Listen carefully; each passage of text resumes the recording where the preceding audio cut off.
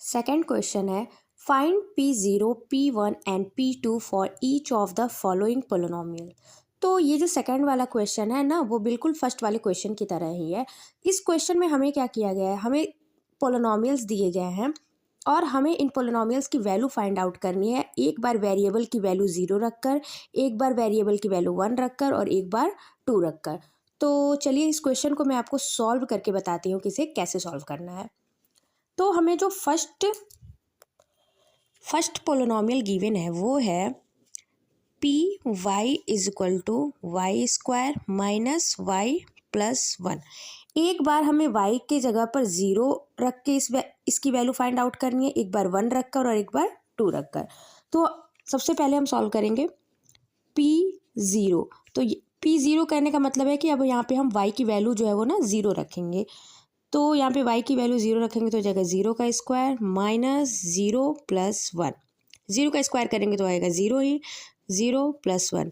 तो इस पोलिनोमियल में वेरिएबल की वैल्यू 0 रखने पर जो हमारा वैल्यू आ रहा है वो है प्लस 1।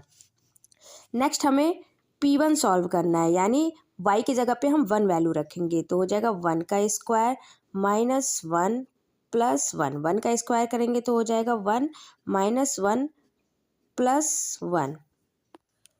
ये माइनस प्लस है, ये माइनस है और ये प्लस है, तो माइनस प्लस माइनस होता है, तो ये ओवरऑल कट के इसका वैल्यू 0 हो जाएगा, तो ये आ रहा है 1।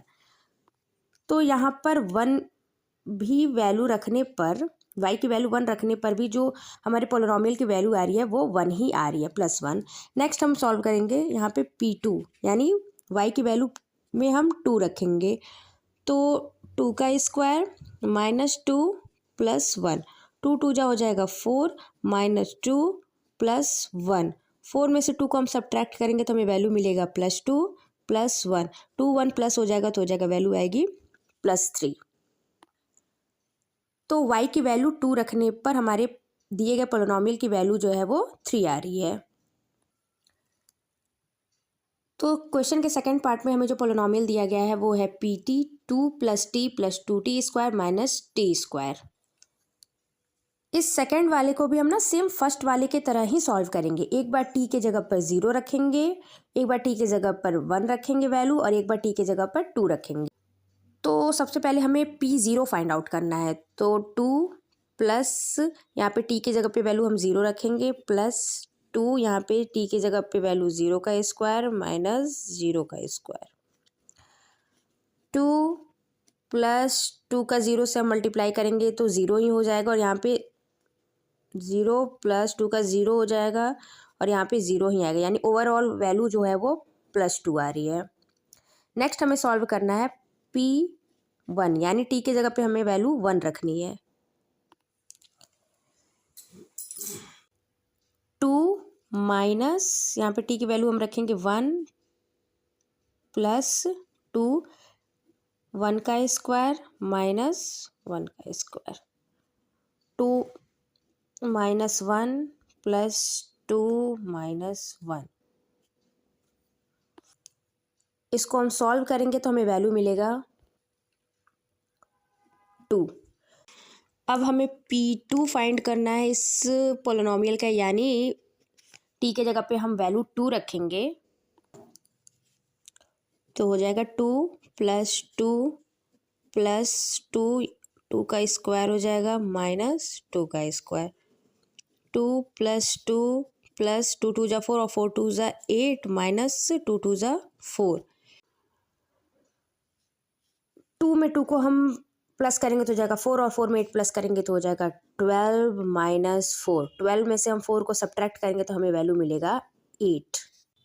क्वेश्चन के थर्ड पार्ट में हमें पोलिनोमियल दिया गया है Px equal to x cube. तो सबसे पहले हम P0 फाइंड आउट करेंगे, तो P0 यहाँ पे x की वैल्यू हम 0 रखेंगे तो 0 का क्यूब जो होगा वो ना 0 ही आएगा। नेक्स्ट P1 सॉल्व करेंगे तो यहाँ पे 1 x की वैल्यू हम 1 रखेंगे तो 1 का क्यूब, तो 1 का क्यूब जो होता है वो 1 ही होता है। नेक्स्ट P2, तो यहाँ पे x की वैल्यू हम 2 रखेंगे तो 2 का क्यूब करेंगे और 2 का क्यूब जो होता है वो 8 होता है।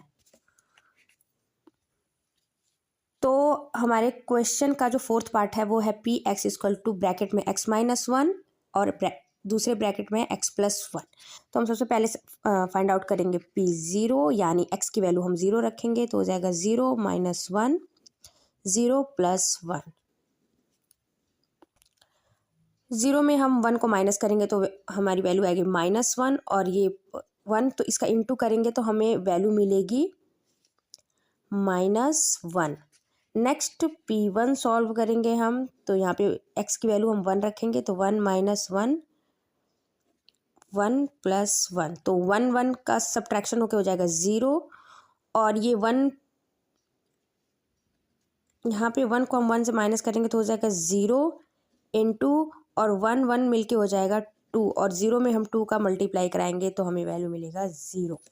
नेक्स्ट हम सॉल्व करेंगे p2, यानी x की वैल्यू हम 2 रखेंगे तो 2 - 1 और 2 + 1, 2 में से 1 जाएगा तो 1 हो जाएगा, इंटू 2 1 मिलके हो जाएगा 3, और 1 में हम 3 का मल्टीप्लाई करेंगे तो हमें वैल्यू मिलेगा 3।